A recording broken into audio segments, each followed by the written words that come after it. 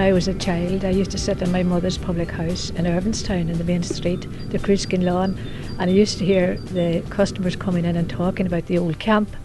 And when they talked about the camp, they were referring to this place here where we're now sitting, Castle Archdale, and it was a flying boat base during the Second World War.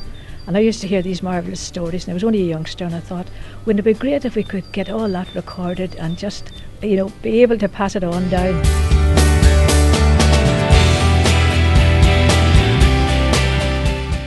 This is the lovely thing about it. It was top secret until maybe the 80s, late 80s, 1980s.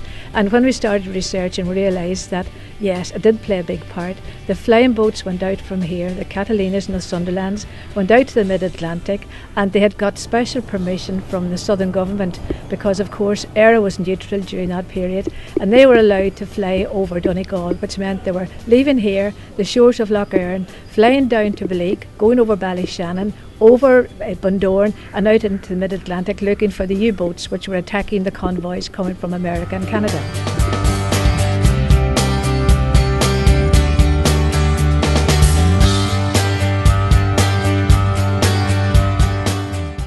I think the sense of these young men flying out from here, and they were young men in their 20s, early 20s, and one guy in particular, Eddie Edwards, was a young married man, and his wife was living in Irvinstown.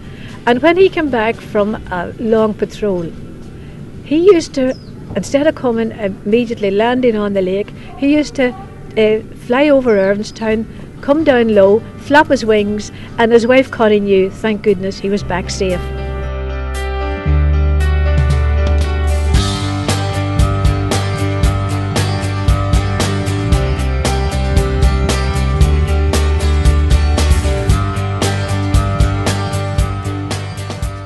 This is one of the exciting things about it. When you look at this estate, it was one of the early plantation castles.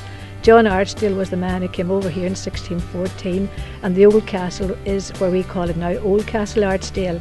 That castle is in ruins, but when you look at it, you get this great sense of history, over 230 acres, where I can walk day or night. It has changing moods.